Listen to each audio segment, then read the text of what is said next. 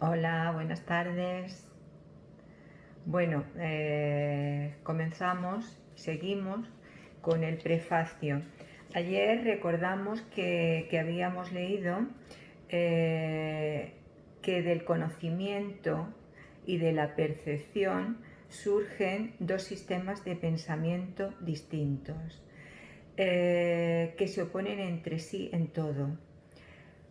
Nos fuimos a aclarar un poquito sobre el mundo de la percepción y pasé por alto la poca explicación que viene sobre que en el ámbito del conocimiento no existe ningún pensamiento aparte de Dios, porque Dios y su creación comparten una sola voluntad.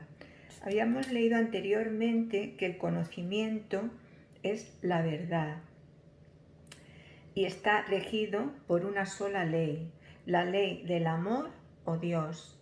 O sea, aquí nos viene a explicar que Dios o el amor podemos considerarlo lo mismo.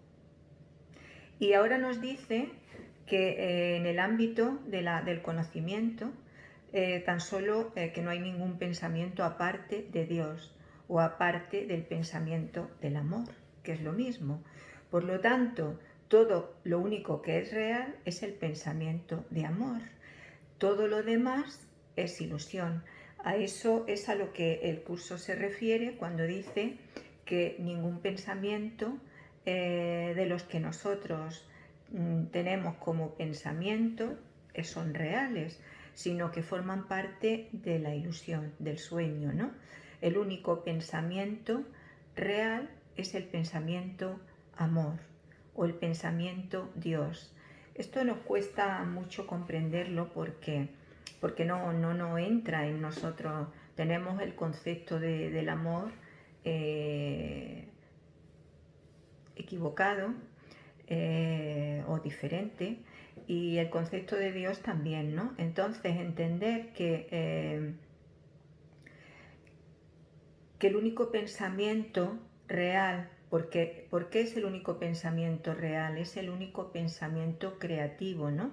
Dios crea en su mente a través de su pensamiento. Y eso lo podemos comprender por las leyes que rigen en este mundo, ¿no? El universo, que como una de ellas es como es arriba es abajo, y eso nos ayuda a comprender cómo puede crear Dios, ¿no? O cómo piensa Dios, porque nosotros a través de nuestro pensamiento es como fabricamos nuestro mundo, fabricamos nuestra película, ¿no? Entonces, si como es arriba es abajo, Dios crea a través de su pensamiento, ¿no? Y ese pensamiento es el único que nos dice que es real y que Dios y el amor es lo mismo. Por lo tanto, el pensamiento de Dios que crea es a través del amor. Como también podemos comprender que todo pensamiento es energía y que todo lo que existe, bien sea en la forma o bien sea en lo no forma, todo es energía, pues la energía creadora de Dios tiene que ser la máxima energía, una energía que ni siquiera somos capaces de comprender, ¿no? Supongamos que el nivel para nosotros entenderlo, pues sería la máxima energía posible, ¿no? Y a esa máxima energía que no comprendemos le podemos llamar Dios, le podemos llamar amor.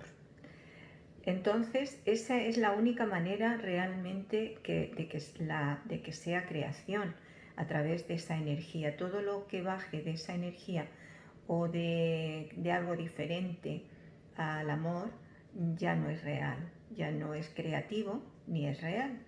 Por lo tanto, nos dice aquí que Dios y su Hijo, que sería lo que Dios crea, que sería la extensión de la creación, el amor que se extiende, y a lo que eso le llamamos el Hijo, pues que tanto Dios como el Hijo comparten una misma voluntad. una voluntad que es la de crear en lo que son, ¿no? Crear el ser, que es ser amor, y eso es lo que crean, ¿no? Amor. Sin embargo, luego existe en nosotros una manera de fabricar que es totalmente opuesta a la creación, ¿no? Y un sistema de pensamiento ha surgido en la mente que se opone totalmente al pensamiento único y verdadero que es Dios, ¿no? Entonces vamos a seguir leyendo un poquito que dice, el mundo que vemos, o sea, hablábamos de la percepción, ¿no? Que percibimos aquello que queremos percibir para que sustente el mundo que queremos fabricar, ¿no? Y dice, el mundo que vemos refleja simplemente nuestro marco de referencia interno. O sea que lo que yo veo fuera refleja las creencias que conservo dentro como real, como realidad, como válidas para mí, ¿no? Dice, refleja nuestro marco de referencia interno. Las ideas predominantes, los deseos y las emociones que albergan nuestras mentes. La proyección da lugar a la percepción, o sea que percibimos un mundo porque antes lo hemos proyectado y hemos proyectado el mundo que interiormente le damos credibilidad, le damos valor y lo proyectamos a lo que parece fuera, ¿no? Y dice aquí de la proyección, dice primero miramos en nuestro interior y decidimos qué clase de mundo queremos ver. Luego proyectamos ese mundo afuera y hacemos que sea real para nosotros, tal y como lo vemos. Hacemos que sea real mediante las interpretaciones que hacemos de lo que estamos viendo. O sea, lo que percibimos es lo que primero hemos proyectado. Antes de proyectarlo, hemos decidido que eso fuera lo que fuera nuestro mundo, porque es lo que concuerda con nuestras ideas. Y una vez que lo percibimos fuera, nos desentendemos de que tenga algo que ver con nosotros. Le damos la credibilidad de que eso es la realidad. Pero aparte no nos conformamos solo con eso, sino que al percibirlo lo interpretamos. Ya no nos vale tampoco ver lo que esté ocurriendo simplemente, aunque no tenga que ver con nosotros, sino que además lo hemos proyectado para luego interpretarlo. Y así, al interpretarlo, saldamos nuestra culpa, o sea, interpretamos lo que nos interesa de lo que vemos, porque así concuerda con lo que nos queremos, con la culpa que nos queremos quitar, ¿no? O sea, dice, si nos valemos de la percepción para justificar nuestros propios errores, que es para lo que lo hacemos, nuestra ira, nuestros impulsos agresivos, nuestra falta de amor en cualquier forma que se manifieste, veremos un mundo lleno de maldad. O sea, si lo que yo quiero es justificar mis emociones, porque estoy llena de rabia, porque estoy llena de escasez, quiero que eso sea lo que haya en el mundo, porque eso justifica que yo tenga esos sentimientos. Al verlo fuera, busco la justificación de por qué yo soy como soy, ¿no? Dice, veremos un mundo lleno de maldad, destrucción, malicia, envidia y desesperación. Tenemos que aprender a perdonar todo esto, no porque al hacerlo seamos buenos o caritativos, sino porque lo que vemos no es real. Hemos distorsionado el mundo con nuestras absurdas defensas. Era para defendernos, para pensar que no somos los malos cuando sentimos esas emociones, sino que tienen una causa independiente de mí. No soy el malo, yo soy la víctima del mundo porque el mundo es el que me hace así. Por eso lo utilizo de defensas. Y por lo tanto estamos viendo lo que no está ahí. A medida que aprendamos a reconocer nuestros errores de percepción, aprenderemos también a pasarlos por alto, es decir, a perdonarlos. En realidad, el perdón ni siquiera necesita que nos perdonemos, sino simplemente pasar por alto todo lo que llega a nuestra percepción, comprendiendo que es un error que hay en mi mente, que lo que estoy percibiendo lo he proyectado por error, porque creía que así me liberaba de lo que sentía. Por lo tanto, incluso sin siquiera yo reconocerlo y pedir perdón por ello, simplemente aprendo a pasar por alto. ¿Y cómo paso por alto las cosas, las circunstancias que se presentan? Presenciándolas con apertura, permitiéndolas y no haciendo ninguna interpretación de ellas. Es así de simple. A veces creemos que es que hay que hacer simplemente es, yo estoy presenciando lo que en mi interior estoy creyendo, estoy dándole validez o estoy dándole credibilidad, o estoy temiendo, o estoy deseando. Simplemente necesito apertura de que eso simplemente surja en mi conciencia, yo ser consciente de ello y pasarlo por alto, no darle ninguna interpretación, puesto que no necesita de interpretar, necesita de trascenderlo, simplemente. Dice, aprenderemos también a pasar por lo alto, es decir, a perdonarlos, y al mismo tiempo nos perdonamos al mirar más allá de los conceptos distorsionados que tenemos de nosotros mismos y de ver el ser que Dios creó en nosotros como nosotros. O sea, ver que el Dios que Dios creó en nosotros somos nosotros. No soy la voz que interpreta, no soy el pensamiento que surge, no soy quien juzga lo que está ocurriendo para liberarme de la culpa, pensando que lo que ocurre es culpa de otro, sino que veo que el Dios que creo soy yo, está en nosotros.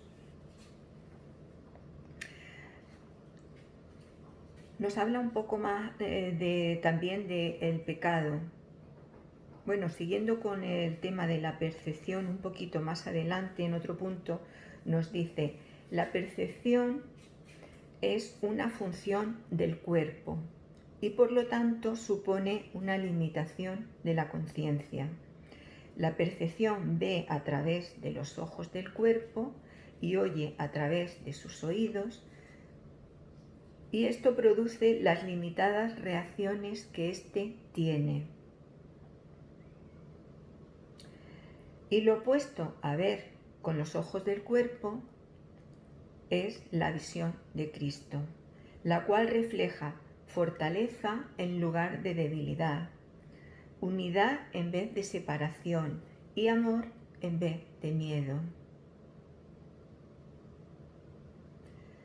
Dice, lo opuesto al oír con los oídos del cuerpo es la comunicación a través de la voz que habla en favor de Dios, el Espíritu Santo, el cual mora en cada uno de nosotros.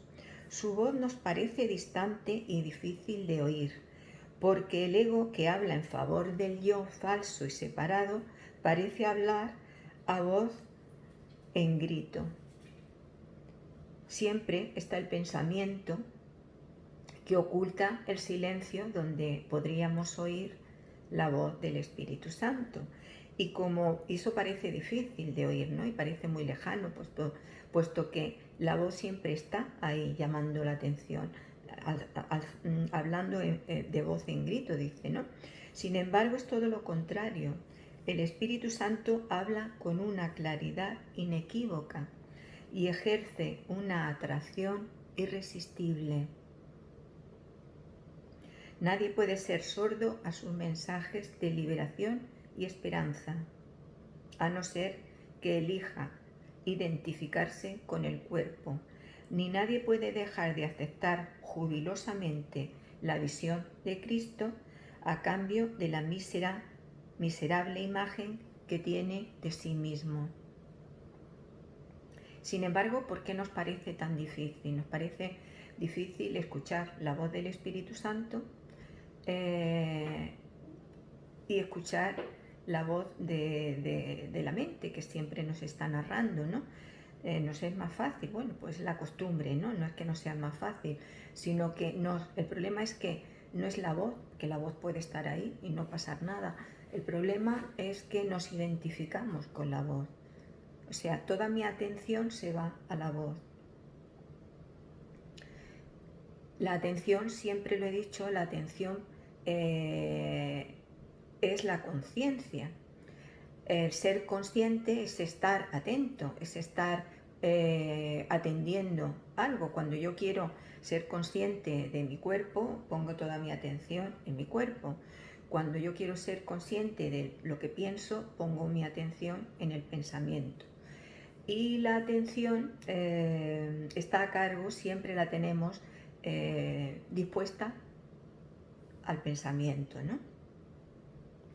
Porque la conciencia forma parte, o sea, la conciencia se puso a cargo del ego, ¿no?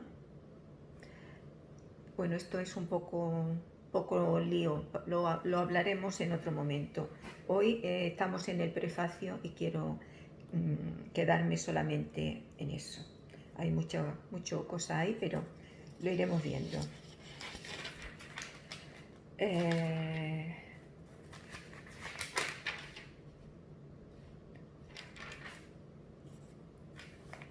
Dice, nos habla aquí, ya nos empieza a hablar también en el prefacio, nos está dando una breve pincelada de las cosas más importantes que tenemos que aprender y aclarar bien en nuestro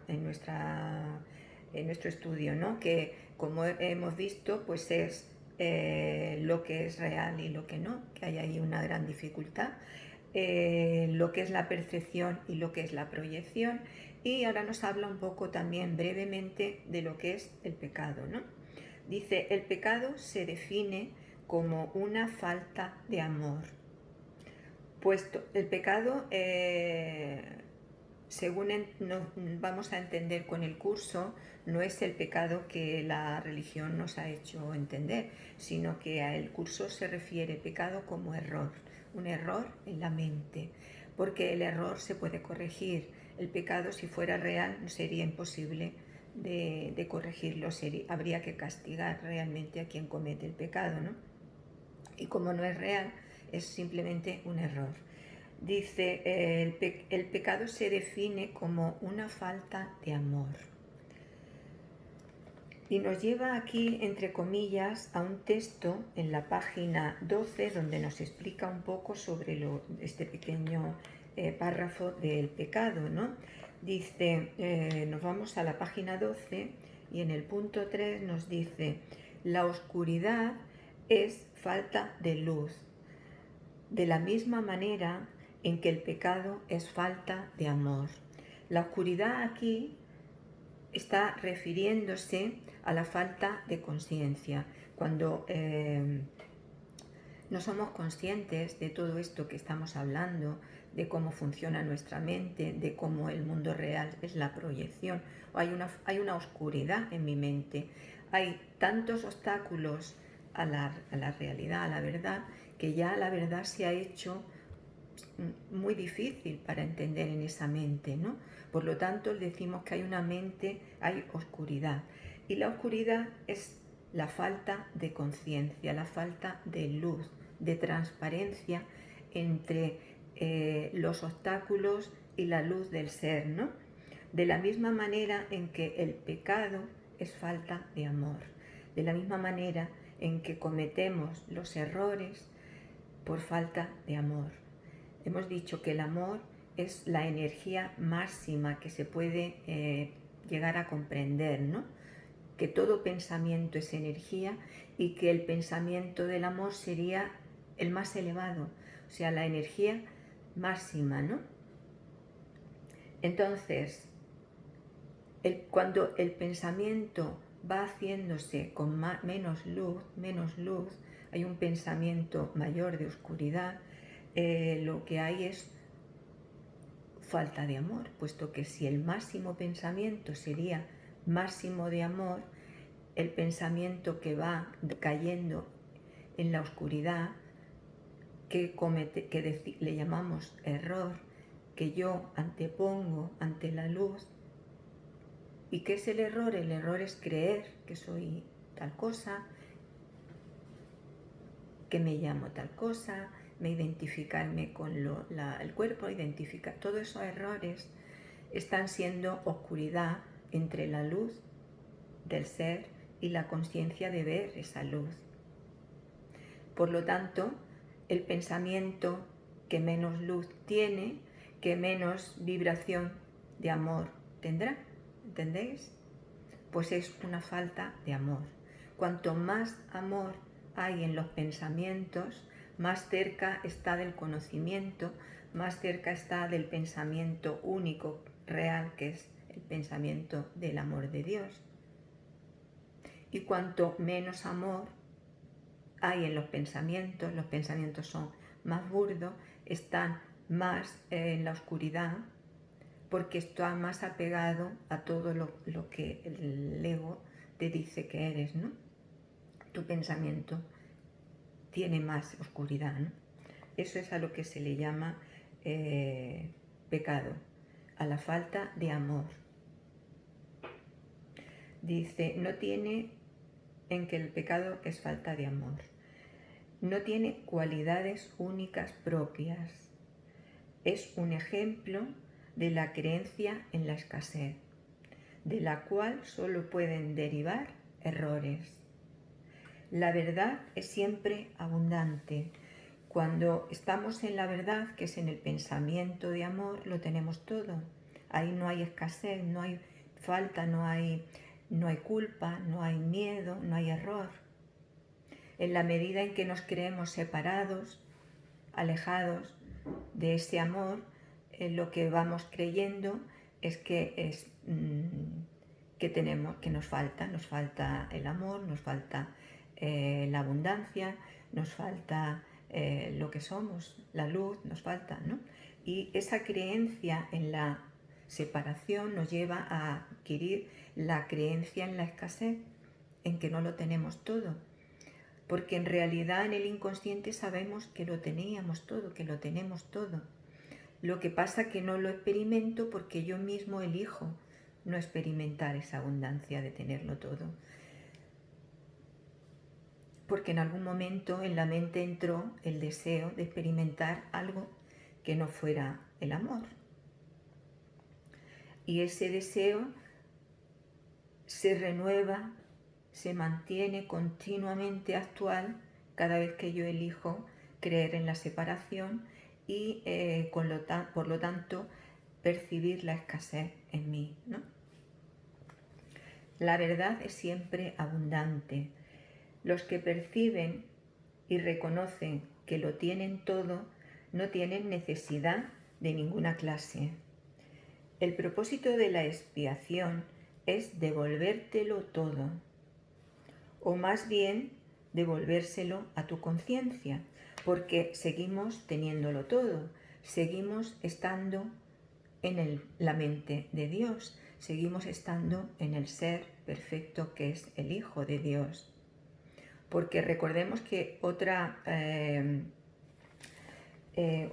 idea que postula el curso y que es importantísimo de integrar es la de que las ideas no abandonan la fuente. Por lo tanto, ningún pensamiento de Dios puede jamás abandonar la mente de Dios. Puede experimentar la creencia de que lo ha abandonado, pero jamás podría darse en realidad que un pensamiento abandonara su fuente. Por lo tanto dice, más que devolvértelo todo, más bien es devolvérselo a tu conciencia, que es la que te dice que lo abandonaste. O sea, la conciencia pertenece al ámbito del ego y surge cuando entra en la mente la idea de haber abandonado a Dios, ¿no? Esa misma idea lleva la conciencia implícita de estar separado, de estar en escasez, de tener culpa por haberlo hecho, de que eso es posible. Esa es la conciencia, ¿no? Surge en el pensamiento de creencia de haber abandonado la mente. Por lo tanto, lo primero es devolverle a la conciencia que eso jamás pudo ser, ¿no? Y eso es lo que el programa de expiación pretende, ¿no? El programa de expiación es la aceptación, cuando llegue la conciencia a la aceptación absoluta de no haber abandonado nunca la mente de Dios, de seguir siendo la inocencia que Dios creó, ¿no?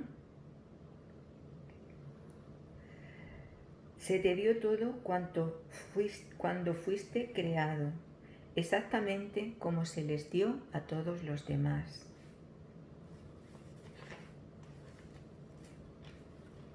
Esto es lo que nos quería decir aquí en el párrafo, la definición del pecado, ¿no? Dice: el pecado se define como una falta de amor.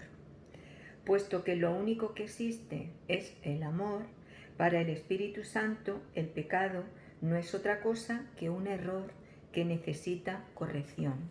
Por eso, ante todo lo que llevamos al Espíritu Santo, o sea, todos los errores de los que nos hacemos conscientes, para ser perdonados, sabéis que pues tomamos conciencia de que estoy equivocada, de que he tomado una decisión equivocada y lo entrego al Espíritu Santo. O sea, juntos ponemos conciencia del error, ¿no? Y el Espíritu Santo todo lo contempla desde el mismo lugar, todo lo contempla desde saber que el pecado no es otra cosa que un error que necesita corrección y que ese error tan solo era una falta de amor, era una falta de creerme quién soy y de haberme identificado con una idea que entró en la mente y que yo elijo seguir manteniendo como si estuviera tomando la decisión ahora mismo, cada instante.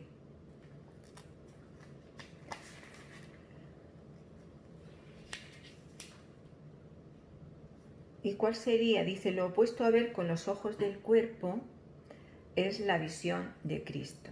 Así como he dicho que el Espíritu Santo, todo lo que le entregamos, lo mira desde el mismo lugar, sabiendo que estábamos errando en nuestra mente y que por lo tanto solo había que poner luz en esa mente. Pues en cuanto a la visión del mundo, de los hermanos, de mí mismo, es lo mismo.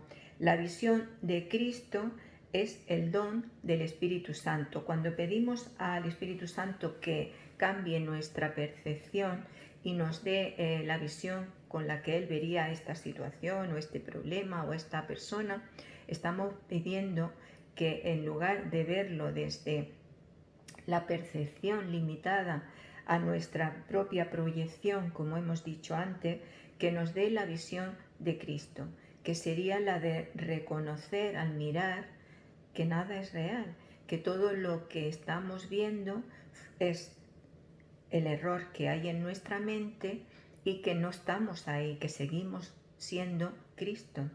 Esa sería que nos diera su visión y que nosotros en ese momento, en lugar de ver con los ojos del cuerpo, viéramos con la visión del Cristo que está en nosotros. Dice: la visión de Cristo es el don del Espíritu Santo, la alternativa que Dios nos ha dado contra la ilusión de la separación y la creencia en la realidad del pecado, la culpabilidad y la muerte. Es la única corrección para todos los errores de percepción.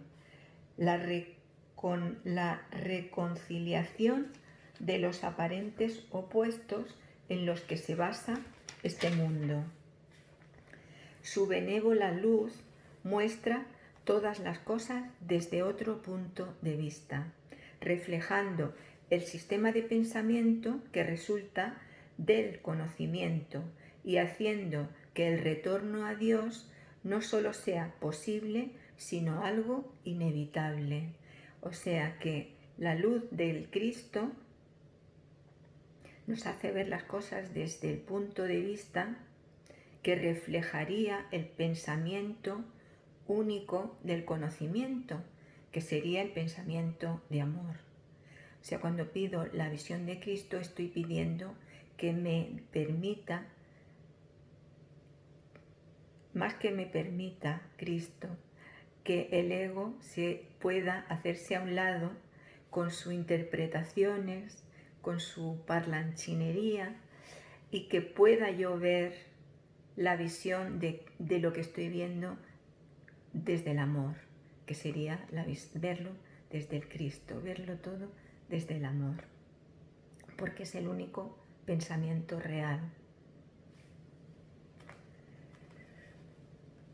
Nos dice en un punto más abajo que el perdón es algo desconocido en el cielo, donde es inconcebible que se pudiese necesitar.